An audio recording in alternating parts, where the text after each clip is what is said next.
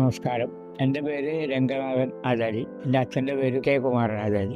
അച്ഛനാണ് ഈ തെങ്ങിൻ്റെ തടി കൊണ്ടുള്ള ഉൽപ്പന്നങ്ങൾ കണ്ടുപിടിച്ചതും ഉണ്ടാക്കിയതും തുടങ്ങിയത്. അത് ആദ്യം ഉണ്ടാക്കിയ തെങ്ങിൻ്റെ തടി കൊണ്ടുള്ള ടോർച്ച്. അത് ശ്രീ നെഹ്റുവിന് സമ്മാനിച്ചിട്ടുണ്ട്. അത് 1957 അന്നൊക്കെ ഞാനൊക്കെ വളരെ ചെറുതാണ്. അപ്പോൾ അച്ഛനത് നെഹ്റുവിന് കൊടുത്ത് നെഹ്റു അന്ന് മലയാളത്തിൽ തന്നെ ചോദിച്ച് ഇതെന്താണെന്ന് ചോദിച്ചു. അപ്പോൾ അതിനെ പറ്റിയൊക്കെ പറഞ്ഞു കൊടുത്തു. ഓരോ ആൾ പറയാനുണ്ടായിരുന്നു. അത് കഴിഞ്ഞ് പിന്നെ അച്ഛന് ഇന്ദിരാഗാന്ധിക്ക് എല്ലാവർക്കും ഓരോ ഐറ്റംസ് ഉണ്ടാക്കി കൊടുത്തിരുന്നത്.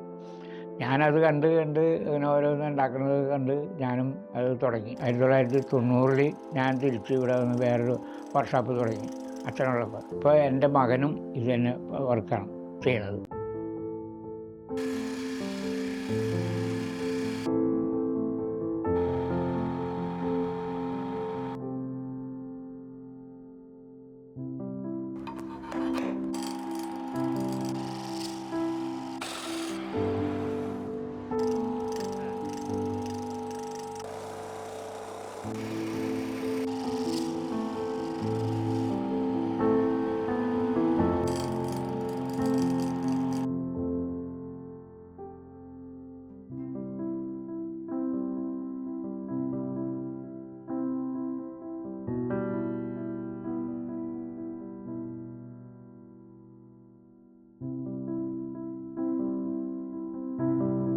പല സ്ഥലത്തും പല വർക്ക് ട്രെയിനിങ് കൊടുക്കാനൊക്കെ പോയിട്ടുണ്ട്. നാഷണൽ ഡിസൈൻ ഇൻസ്റ്റിറ്റ്യൂട്ടിൽ പോയിട്ടുണ്ട് ട്രെയിനിങ് കൊടുക്കാൻ. പിന്നെ ബാംഗ്ലൂരൊക്കെ പോയിട്ടുണ്ട് ട്രെയിനിങ് കൊടുക്കാൻ. പിന്നെ ഞങ്ങൾ എക്സിബിഷനായിട്ട് ബന്ധപ്പെട്ട് ഞാനും വൈഫും കൂടി പോയിട്ടുണ്ട്. നിലവിളക്ക് തെങ്ങിൻ്റെ തടി കൊണ്ടുള്ള നിലവിളക്കിൻ്റെ മോഡൽ ബൾബ് വെച്ചിട്ട് 21 ബൾബ് വെക്കുന്നതും ടേബിൾ ലാമ്പുകൾ ഉണ്ടാക്കിയിട്ടുണ്ട്.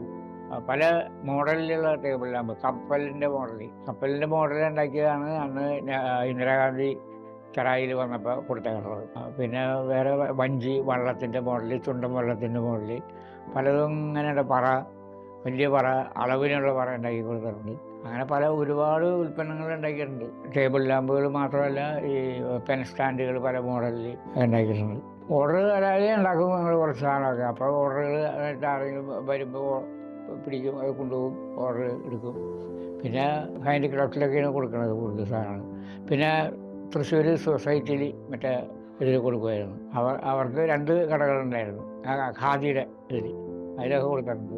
പിന്നെ അച്ഛനെ കോക്കനട്ട് ബോർഡിൻ്റെ അവാർഡ് കിട്ടി. അവാർഡ് കിട്ടിയപ്പോൾ അത് മേടിക്കാൻ പോകാനായിട്ട് അച്ഛന് സുഖമില്ലാണ്ട് വന്നപ്പോൾ അത് ഞാൻ മേടിക്കാൻ പോയി, ഡൽഹിയിൽ പോയി.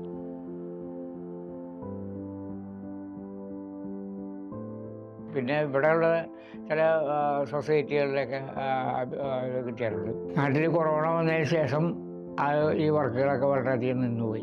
കാര്യങ്ങളായിട്ട് ഒന്നും നടക്കുന്നില്ല. ഓർഡറുകളൊക്കെ വളരെ കുറഞ്ഞു. എല്ലാം ഓർഡറില്ല, എക്സിബിഷനില്ല.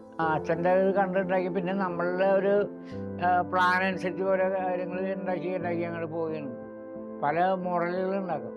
തെങ്ങിൻ്റെ ഐറ്റംസ് തന്നെയാണ് ഉണ്ടാക്കുന്നത്. തെങ്ങിൻ്റെ ചിരട്ട കൊണ്ടുള്ള ഐറ്റംസ്, ഒരുപാട് ഐറ്റംസൊക്കെ ഉണ്ടാക്കുന്നുണ്ടായിരുന്നു.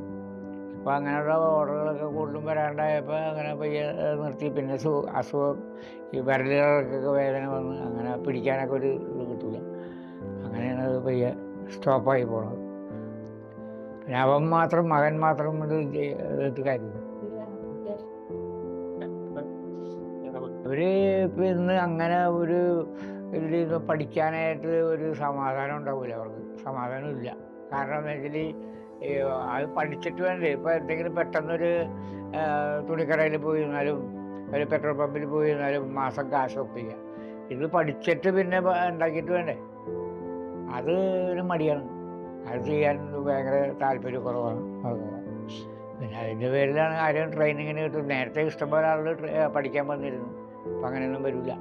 ആ താല്പര്യം ഉണ്ടാകുന്ന രീതിയിൽ നമ്മൾ ഉണ്ടാക്കണം. അവർക്ക് ആ പണി ഇത് ഇഷ്ടപ്പെടണം. നമുക്കും കൂടി ഒന്ന് ഇഷ്ടപ്പെടണം ഉണ്ടാക്കുന്ന ഐറ്റംസ്.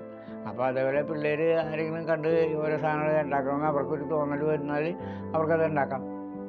അപ്പോൾ അതിൻ്റെ മെത്തേഡുകൾ അത് മുഴുവനും അങ്ങനെ ഉണ്ടാക്കാൻ കാണിച്ചു കൊടുക്കണ്ട. അതിൻ്റെ ഒരു ഓർഡർ എങ്ങനെയാണ് അത് ചെയ്യണത്, തുടക്കം എങ്ങനെയാണ്, അതിൻ്റെ എങ്ങനെയാണ് ഫിനിഷിങ് ചെയ്യണത്, ഇത് കണ്ടുപിടിച്ചാൽ മതി. ഇത് കണ്ടുകൊണ്ടിരിക്കുന്ന എല്ലാവരും ഇതിലേക്ക് മുന്നോട്ട് വരണം. ഈ വർക്കുകൾ ചെയ്ത് പഠിക്കാൻ ചെയ്യണം നന്നായിട്ട്. നമസ്കാരം.